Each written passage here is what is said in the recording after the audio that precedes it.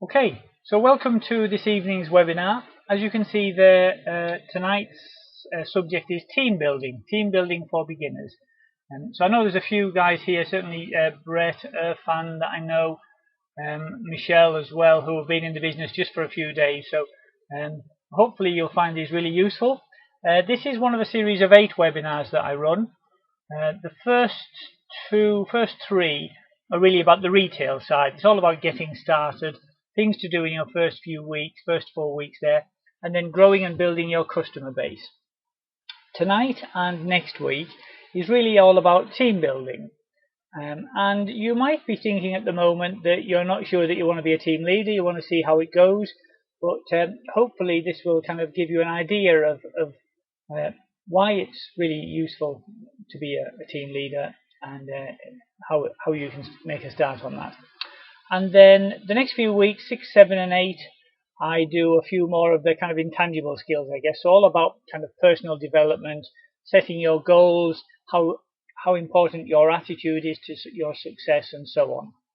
And now, although there's 8 and I only do 1 a week, it normally takes, there's usually 1 or 2 that I miss if I've got other commitments. So often it takes maybe 9, 10 weeks to go through the whole lot. But they're all recorded, and at the end of the webinar I'll show you where the recordings are. So if after this one you want to just go back over it, if there's anything I go through you wanted to go over again yourself, then you can do that. And you can also go back and look at any of the other ones. So if you've just started and you wanted to go through the Getting Started webinar, then you can just go back and watch the recent recording of that. You don't have to wait kind of 4 or 5 weeks till we get to that point. So tonight, team building for beginners. So what we're going to cover is, firstly, do you have to build a team to be a successful distributor? And then why you should, even if you think you're not sure whether you want to or not. And then I'm going to talk a little bit about what tools do you need to make a start on team building. And then how to get started. A little bit about what we call rods in the pond, which will make more sense to you later on when we get to that bit. Then when you find somebody who might be interested in earning a bit of extra money and joining your team, what would you do at that point? What information do you send to people, and how to follow them up? So hopefully by the end of tonight's session you'll have a pretty good idea of what's involved and how to get started. This does not replace the support of your sponsor and your team line. So your upline, please kind of spend a lot of effort with them, because they will give you a lot of the detail and the nitty-gritty behind it. But hopefully this should open your eyes to the opportunity. So, quick question for everybody. Do you have to be a team leader? Do you have to build a team to be a successful Kleeneze distributor? Perhaps if you put in just a quick yes or no in your chat box, just to give me an idea of what people think. Yes, Michelle thinks. Anybody else got any thoughts? Oh, you're very welcome, John. Nice to have you on board. Yep, Brett thinks yes, you should have to build a team. Fuel and Jan say yes. Yeah, Dave says no, you don't have to, but it can help. So the answer is that no, you don't have to build a team. There's no rules in Kleeneze that say you cannot simply build a customer base, retail to your customers, and have a nice little kind of part-time home business, just yourself and your customers. However, in fact, most distributors don't actively team build. A lot of people start off just to earn an extra £50 or £100 a week, and they're kind of just happy doing that. They don't want, if you like, the additional responsibility, if you like, of building a team. However, it's really important to understand that if you want to, you can. And what often happens is you can actually become an accidental team leader or accidental team builder. Usually something along the lines of one of your customers might say, oh, my son-in-law's just lost his job. Are you looking for any other distributors in the area? And of course you would say, oh yes, that's absolutely fine. Let me get you some details. And even if you don't know anything about how to do it, you then go to your sponsor, explain the conversation that you've just had, and that person might then join your team, and he might be local to you, and that would be great for your business. So even if you're not actively team building, It's really important to know that you can, because what you don't want to do is say, oh yes, we are looking for a team for other distributors in the area, but I don't want to be a team leader, so perhaps if you contact head office, they'll find somebody for him. Because that's the last thing you want then. You really want somebody in your team, and your sponsor will help you support them. So, we said you don't have to, but why should you build a team? Well, there's a number of reasons really. One is that you'll get a much bigger income. Secondly, and this is, from my point of view, I think this is really, really important. If you're relying entirely on your own retail, so that's basically you putting your catalogs out, updating your Facebook group regularly, posting to Facebook groups and so on. If you're ill or you're away on holiday or for whatever reason you can't do your own retail, then you don't earn any money. Now, obviously that's a little bit different. If you've got a good customer base, customers might ring you with their orders. And if you're a bit ill, you might still be able to get on Facebook and do things from your sick bed. But certainly if your income is based on catalogs, obviously it's a lot harder. However, if you've got a team, the bonuses that you earn are based on the orders of your whole team, not just yourself. So even if you're away on holiday, if you've got 9 or 10 team members, then you're still going to be earning a large chunk of your bonus even while you're away and not doing anything in the business. And there are some fantastic testimonials, examples of people that have had to take time out of the business because they've got a serious illness in the family, or they've gone away to visit family on holiday, and 3 months later they come back and they get paid every month, and in fact they're earning more when they come back than when they left. So it really is a good idea to consider team building. So what tools do you need to build a team? Well, a couple of little things. Firstly, you need some kind of diary. When you're building a team, you will be speaking to people, you will be making appointments, you'll be sending them information.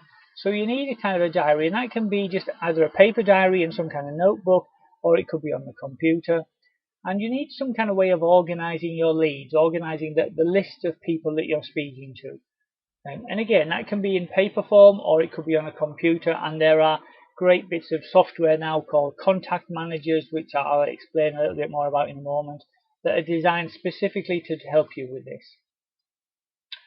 You really do need a telephone. It's pretty much impossible to run this business without one. And you do need information to send to your prospects. So there's a variety of different kinds of information that you can send. And I'm going to briefly go through them now, but again, not in detail. So please speak to your sponsor to get the latest information that you and your team use to send to prospects. So, how can you get started? A really great way to get started, a really easy way, is to start off by making a list of 10 people that you know. And this can just be family members, friends, your colleagues, people that you know that you're happy to have a quick chat to. And a great way to start off is just to call them up using what we call the third party approach.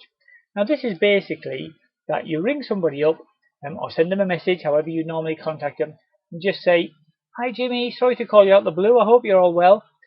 Jimmy, the reason for my call was I've just started this new business. I'm quite excited about it. I've just wondered if you'd do me a favour. If I send you some information about it, would you take a look? And if you can think of anybody who might be interested in earning some extra money, then would you get back to me and let me know?" So the beauty of that is you're not saying to them, "Hey Jimmy, you're always skint, why don't you come and join my team? You might earn yourself a bit of money." You're saying to them, can they think of anybody? And so if they're your friend, they'll say, "Oh yes, no problem, let me have a little look. If anyone comes to mind, I'll let you know." So that's a really easy way to do that, and you can add more people to your list every day. There's one of the books that you get with your starter pack, and if you get a bid starter pack, you'll get a kind of how to get started book, and in there there's a memory jogger, and that's basically just kind of lots and lots of reminders of the different kinds of people that you might know. Your teachers at school that you know, your friends, the postman that you see every day, all sorts of people you can ask and say, "Would you take a look at this and let me know if you come across anybody who might be interested?" And then the really, really important step after doing that is just to follow up with them. And that just means ring them up a couple of days later or 24 hours later and just say, hi, what did you think? Did anybody come to mind? Now what you're actually doing here, they may think of somebody, they may sort of say, oh, you know what, that's perfect timing, my brother's just lost his job, I know he's looking for something like this, he's sick of working for the people, a home business would be absolutely perfect for him, which would be absolutely ideal for you, because then obviously he can send the information on or give you his brother's details and you can then send the information to them. But the other thing that you're doing is those 10 people who you've spoken to now know that you've got a successful business working from home. And they may at the moment not think they're interested in that. But circumstances change. You never know when they might have their hours cut at work, or there might be redundancies, or suddenly the mortgage rates go up. That's going to happen over the next year or two. So suddenly they might be thinking, oh, you know what, an extra kind of couple of £100 a week would be really useful. I wonder if Sean or Dave or Lynn or whoever is still doing that home shopping business they were in. And so you're sowing those seeds, and as long as you kind of keep in touch with them, and that's so easy on things like Facebook now, they're always going to be aware that you're there if they ever need you. So that's kind of a great way to get started. Now, when you expand beyond your kind of your warm list of the people that you need, the people that you know, sorry, we consider, if you like, the rest of the people in the UK and Ireland at the moment who might be interested in earning some extra money. We consider them to be a bit like fish in a large pond. So we talk about fish pond activity. And we talk about having different rods in the pond. So a quick question for all you anglers out there. If you've ever seen any serious anglers, or if you are a serious angler yourself, how many fishing rods typically would you use? I know when I was a kid, it was like, one bamboo stick with a piece of string, and if I was lucky, I had a worm on the end of it. Yep, Dave reckons 4 or 5. He's a pretty serious fisherman around Whitstable there. Anybody else seen anybody at the end of a pier or on the beach?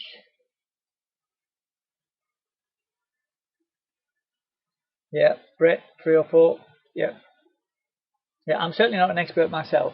Yeah, Peter and Myrna, that's very, very true. Probably as many as they can handle. You'll have different people will have different kind of sets of kit and so on. But the answer is yeah, typically they will have more than one. And that's what we recommend when you're looking for, if you like, fish. If you're looking for people to earn a bit of extra money, there are a variety of different ways of doing it. So don't just pick one and stick with that. The more different ways of searching for people you use, the bigger a variety of people you'll have interested in your opportunity. So to get started, I recommend you probably need to invest in a little bit of software. Now, this isn't essential. You can get started certainly doing things like on your warm list and so on without it. But to go beyond that, what you need to do is invest in the bit of software I mentioned earlier is called a contact manager. And there's a variety of different companies that do it. There's one good one that I've certainly seen a lot of people use is Big Advertising. You can see their website there. And basically what you get is a piece of software that allows you to keep track of all of the leads. And I know Big Advertising, they create a website for you, so you can pick a domain that's free and point that to a website. When people enter their details to say they're interested in more information, then it adds them to the contact manager, and it will also automatically send them information in the form of emails and so on about the opportunity, and you can set that all up yourself, so it's very customizable. So speak to your sponsor, speak to your upline about setting that up. It's really good investment, but don't wait until you've got that in place before you start. You can certainly start talking to your warm list before then. So I'm just going to go through a few examples of different ways of finding people that might be interested in earning some extra money. So different rods in the pond. So as well as the warm list that I mentioned there, Facebook is a great one at the moment. There's so many people on Facebook. So many of your friends and family will be on Facebook as well. So that's a really easy way to start communicating with people. And also just sharing changes in your lifestyle. If you join Kleeneze for an extra kind of £50 or £100 a week, just so you can treat yourself at the weekend and go out, and then you start posting all these pictures of no, we had a trip down to Brighton the other day, and this weekend we're going off to London to see a West End show. People are going to notice that all of a sudden you seem to have a bit more money in your pocket, and you're doing all these exciting things, and you're going to generate curiosity. So when people do say, Barney, what you been up to recently? You can just sort of say, oh, I've just got this little part-time business going on. And it's amazing what that curiosity will do. So Facebook's fantastic for that. You can do more obvious things. So shop window adverts, little shop cards are a great way to just attract people in a local area. You can leaflet, so in the same way as delivering your catalogues around an area, you can also deliver leaflets to an area. And the leaflets just sort of say there's a variety of different ones you can get. But normally they're just saying something like, work from home, flexible hours, or catalogue deliverers wanted. And there's pros and cons to all the different ones. So again, speak to your sponsor for the specific ones if they've got some that they recommend. They will often have some that they can do with you anyway if you're local together, so you can go out and do that together. That's a great kind of little bit of activity you can do. And you can also do newspaper adverts. What I always say about these different ways of finding people that want to earn some extra money, they're rarely free. I mean, Facebook's and your warm list probably the only example where they are free, but even then, they're either going to cost you in terms of money or they'll cost you in terms of time. So if you're delivering leaflets are not particularly expensive, but obviously it takes you time to go out and deliver leaflets through lots of letterboxes. Whereas something like a newspaper advert would probably take you 10 minutes, a quick phone call, hand over your hard-earned dosh, and you can have an advert in a local newspaper, and 10 minutes and it's done. And then you kind of just wait for the leads, the responses to your advert. There's lots of other ones. For example, just wearing a little badge. There's a great technique where you just have a badge that says something like, do you hate your job? Ask me about mine, or just something to generate curiosity. And you kind of wear it at a bit of an angle, so when you see somebody kind of tilting their head while they're kind of while you're stood in the post office queue or stood in the queue for a coffee, that's a great way to kind of break the ice and just start chatting to them a bit about what you do, your business, the fact that you're expanding your business in the area. Do they know anybody who might be interested in earning some extra money? And then you can give them a card or take some email details and say you'll send them some information.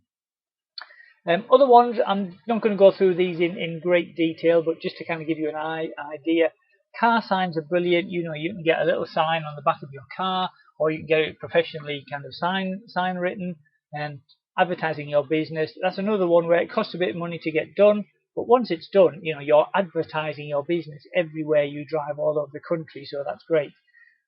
Business cards which you can hand out to people, and posters which you can put on telegraph poles.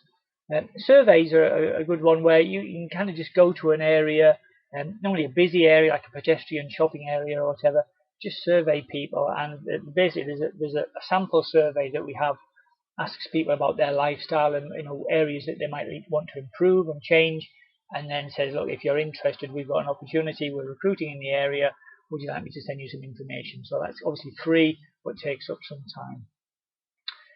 If you ask your sponsor, they will often be, or if they don't have themselves, they will have an ad pool, basically a pool where they will advertise in a larger forum, and then maybe 5 or 10 of you pool your resources together. Each person pays a share, maybe £10 a week or something like that, and then you share all of the responses to the advert. There are also specialist companies. So companies like Advert Anywhere, Private Eye, Big Advertising that I mentioned earlier, they all advertise in lots of different places, and they always have campaigns. Some specialist Kleeneze ones, some more general ones, and you can buy leads from them. And they're a good one. Again, it kind of costs you money, but it takes you no time at all to put that in place. Your customers, I mentioned earlier, they're always a great source of distributors, because they know what Kleeneze is about and they're buying from you. They know the products, they know how it all works. So if you've got a customer who says that I'm interested in earning a bit of extra money, is it possible for me to deliver around here? Then welcome them with open arms, because they're fantastic.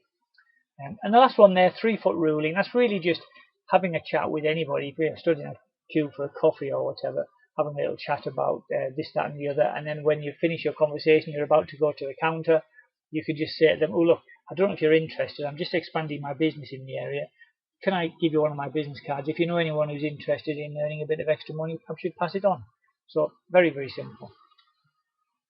And as I said at the beginning, the more rods you use, the more fish you will catch. So you might find, actually, I really, really enjoy 3-foot ruling, and that's fine. There will be, you will get a lot of team members join by chatting to them. That face-to-face chat is really, really good.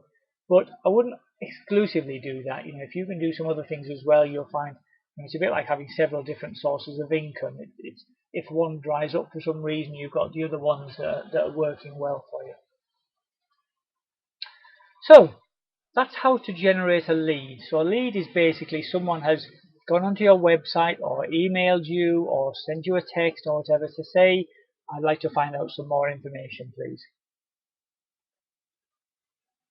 So that's the first step. So the next step is to give them a call and send them some information. And I'll go through these in a moment in a bit more detail.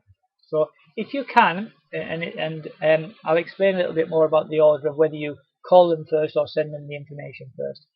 And then going to talk a little bit about when you're speaking to them, if they're worried about anything, if they sort of think, I'm quite interested, but then I'll explain how you do that follow-up call with them and help them kind of get over any obstacles they might be worried about.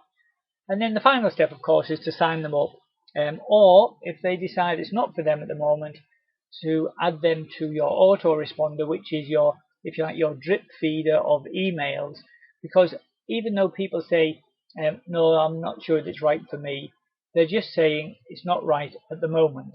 They're not saying it's never going to be right to them. And as I said earlier, you never know when their circumstances might change. So when you get a lead, so when somebody replies to one of your adverts, I recommend, if you can, call them within 24 hours. Now if you can't, if you find that you're really, really busy or you're working a lot or you're away a lot, you probably need to set up your autoresponder to email the information immediately. Because what you don't want to do is wait for kind of 48, 72 hours or the following week. Because by the time you call them then, they'll have probably found some other opportunity, some other job, some other way of making money, and they'll have forgotten all about yours. So really, you need to call them within 24 hours. And if you're new at this, then don't worry, you'll make lots of mistakes. Everybody does. That's kind of how you learn. That first call is just a very brief conversation. You're just kind of building a little bit of rapport, trying to understand about how you can help them. What was it that in their situation that made them reply to the advert. And then normally, you can give them a summary of the opportunity, but usually I just say, is it okay if I send you some information? And then you can have a good look through what we do and what we're looking for. And that's really a good way of doing it, because you had a bit of a chat. They talk to you. They hopefully you come across as friendly and enthusiastic. So they're interested in and they're curious to find out more about it. But rather than try to go through all of the opportunity sort of bit by bit, it's much better to send them some information and be excited about it. I do have a script. If anyone wants a little script that I use, as I said there, it's very, very basic. Send me a message, send me an email at the end, and I'll send you a copy of my script that I use.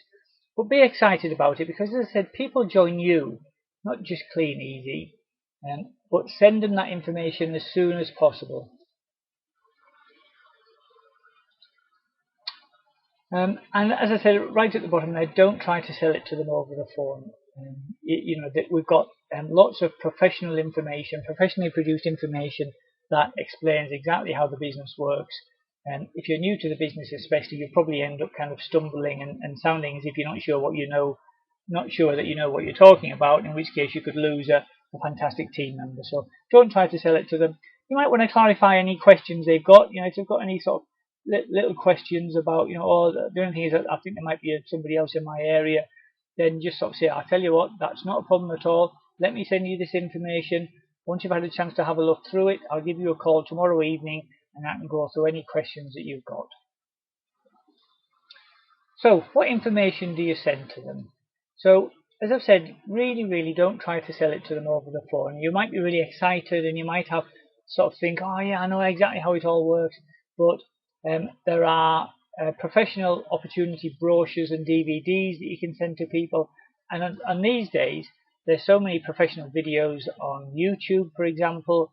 If you go onto YouTube and do a search for Kleeneze HQ, there's a YouTube channel with loads of professional videos all about how it works for different people, kind of great testimonials from kind of single mums and people who are in debt, and people who are made redundant, and all sorts of reasons why people were looking to earn some extra money with Kleeneze and how it's transformed their lives. So that's a great place to start. Always get someone's email if possible, because you can email it to them far more quickly than putting something in the post. And these days with kind of internet and broadband and so on, it's people, if people are interested, they want to know straight away while it's still fresh in their mind. And by getting their email, you've got this big list of prospects. And as I said earlier, if they decide it's not right for them at the moment, it just means not now. It doesn't mean never. So having an autoresponder, as I say, that's that contact manager software that I mentioned. There's a couple of examples there that you can use. But please speak to your sponsor first before deciding. And that allows you to build up this huge list that you can continue to keep in touch with and communicate with, so that when the time is right for them, they will come to you and say, hey Chris, you know what, I'm really interested in looking at Kleeneze now because I've had this change and I'm ready to give it a go. What else can you send to your prospects? Well, there's some really good professional kind of documentation, like there's a getting started leaflet. There are company team talk magazines, which are fantastic glossy magazines. And I would tend to just save those for people who are serious. They've already said, yeah, I'm pretty much ready to sign up. Kind of just wanted to, have you got any other information, any example testimonials you can send me, that sort of thing. Because the magazines themselves are, I can't remember how much they cost. You get one each period free anyway, but if you want to buy more, there's kind of 50p or £1 each. And obviously you've got the postage in that as well. So a great thing to send people is copy of checks with testimonials. So it doesn't have to be just your checks. If you've just started and you haven't really got a check yet, then you can send example checks from other distributors in your team, your sponsor, their sponsor, that person's sponsor, and so on. You will have a selection of checks that you can use to show people how much they can earn in this business. And I always send a variety. So some small ones, an extra £50 a week. A lot of people join Kleeneze for just that.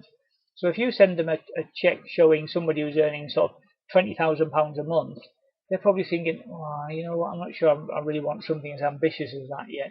So send them some small checks. Send them sort of medium-sized checks of, say, £1,000 a month plus, because that's kind of great just to replace a kind of full-time income. And then send them a large check, someone who's earning over £5,000 a month, something like that, just to show the fantastic lifestyle that's possible if they're ambitious enough and they want to go for it.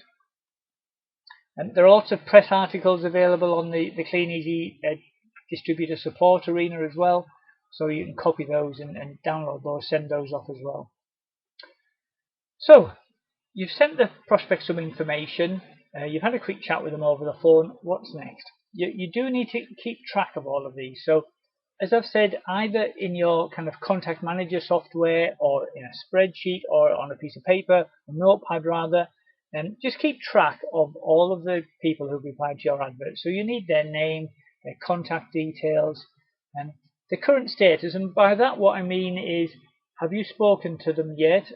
Have they looked at the information yet? What are they thinking about it? Are they still interested?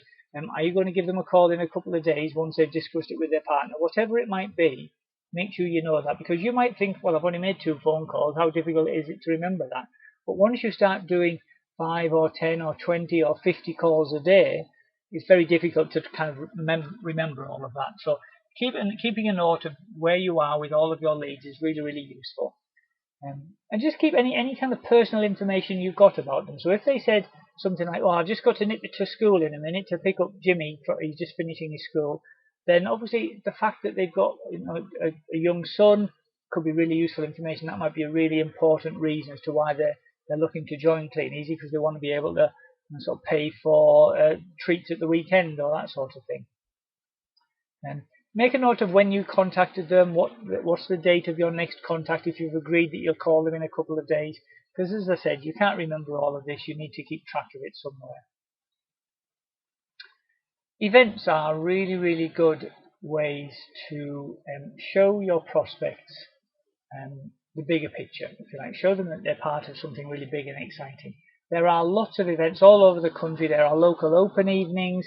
There's millionaires colleges like the regional events. There's the one down in the south, and Gavin runs one up in the north. There's all sorts of company events. There's a big showcase coming up in Birmingham at the end of August, and all of these events are open to distributors, but they're also open to guests. So if somebody's thinking about joining them and you're not sure, and you've got an event coming up soon, invite them to come along and say, look, why don't you just come along? Meet the rest of the team. It'll give you a really good idea of what's involved. There's no obligation. They're all free to guests. So it's a great way to introduce them to something a bit bigger. If you do have a guest, just warn them of dress code. Most of the events that we go to are kind of smart casual. You can get away with pretty much anything that you're wearing. But if he's like a painter decorator and he comes in his overalls, you might feel a little bit out of place. But just kind of sort of, if they're smart casual, they're absolutely fine. And make sure you arrive early so you can welcome them and introduce them to other team members. Make them feel welcome. There are always really friendly events, all of the kind of open evenings and so on.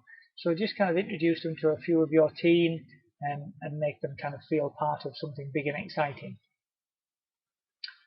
Okay, once you've kind of done your first few phone calls and you've sent them some information, don't just assume that when they read the information, if they want to join, they'll call you. Because the vast majority of people have got busy lives and they look at the information and they think, oh, that looks really interesting, that. I must remember to give Graham or whoever a call the next day. And then they're busy the next day and they forget. So if you call them, just say, hi Graham, it's Chris here. Just wanted to check what you thought of that information I sent to you yesterday. Just gives them an opportunity to feedback to you what they thought about it. And you will get far, far more team members by making that one phone call than just leaving people to get on with it and contact you if they're interested. So basically, after sending the information, normally I would say after 24 hours, give them a quick call, just say, what did you think? And let them talk. And that's really, really important. It's easy for you to waffle on, especially if you're really excited and things are going well for you. But it's not about you, it's about them and whether they think it will help them with their current situation. Now, whatever they say, if they've got a reason for kind of saying, I don't think it's right for me at the moment, then don't contradict them. If someone sort of says, oh no, it wouldn't work because there's somebody else in our area, I've seen, my sister down the road gets a catalogue every now and again. If you say, oh no, don't worry about that, you'll be absolutely fine, they're just going to think you're kind of trying to persuade them to join.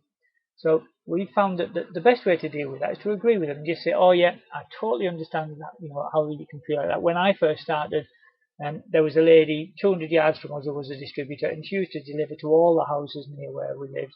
So I felt exactly the same. But what I found was, I just thought I'm just going to go out and get deliver my catalogues anyway. And I found that the distributor up the road from me had been doing it for about 9 years. So she was only delivering to her regular customers.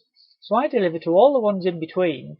I got a few people who said, oh, thanks very much, I already get a catalogue from Sue, I don't want another one, thank you. So I crossed those off my list. But I picked up all my customers in between theirs.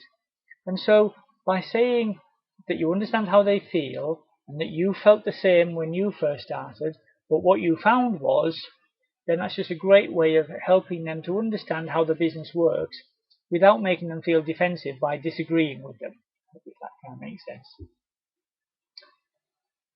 And the important thing really with all of that is don't try to persuade somebody to join. If they're not sure, they really need to decide for themselves. If you say to them, oh, you'll be fine, don't worry, I'll come and help you put your catalogues out, I'll help you set your Facebook group up. Everyone gets loads of orders at the beginning. If you try to persuade them by kind of showing only the bright side of the business and not kind of covering any of the challenges that they might have to face, then as soon as they come across any obstacle, then they're going to say, oh, crikey, Chris, you never told me about this, and I'm not sure. You told me I'd get loads of orders, it'd be really easy. You told me I'd never lose any catalogues. You told me I'd be earning sort of £100 a week from day one. And all they're going to do is feel that you've misled them. So you have to present them with the information, but let them decide for themselves if they want to join. And sponsoring is really, really easy. Now, once you've got somebody who says, yes, I'd like to get started, then always do it with them, either face to face or on the phone. If you just, it's fairly simple to just send them the email and just say get on with it, because to be honest, it's not difficult. But you will lose probably 80% of distributors, potential distributors, if you just leave them to get on with it, because there's always something in there that they're not quite sure about. They feel unsure about ringing you up, so they decide, oh, maybe I'll do it in the morning, and then they go to work and they forget, and then they start to think about all the things that might not work for them, and you'll lose them. So always do it face to face with them or on the phone, because then you can guide them through it, and any questions or anything they're not sure about, you can just help them immediately. All you need to do is send them an email. You can go through exactly how to do it with your sponsor. There are some screen snapshots from the DSA, the Distributor Support Arena, that kind of guides you through the steps, so that's a great place to start off. And it just helps you to anticipate any questions they might have. There are only 4 screens to go through. It's really not difficult, but once they've been through them, just welcome them to the team. And it's a great idea, if you don't already know, just to find out at that point what it is they're looking for out of Kleeneze. You know, are they just looking for an extra £50 a week? Are they looking to replace a full-time income, or are they looking for some serious money? Because if they're just looking for £50 a week, you might not want to go into lots of detail on team building training, for example. You might want to focus just on getting the retail up and running. But if they're looking for serious money from day one, then they may well be interested in finding out about team building right from the beginning.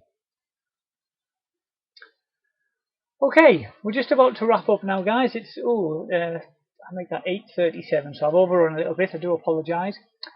So this is what we've been through this evening. You should know that you don't have to build a team, but there's a lot of advantages in doing so.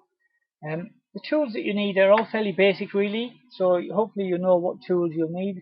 I explained a great way to get started with your warm list, just kind of sowing some seeds with them, asking them if they know anybody who might be interested. I went through a dozen or so different ways of generating leads, the different rods in the pond. I explained a bit about what to do when you get a lead, making that phone call, sending the information, and then how to do that follow-up. So we're just about finished for this evening. Next week is all about what do you do when one of those leads decides to join and you need to support a new team member. It's really exciting then. And I did mention right at the beginning that these webinars are all recorded, so I'm just going to stop the recording now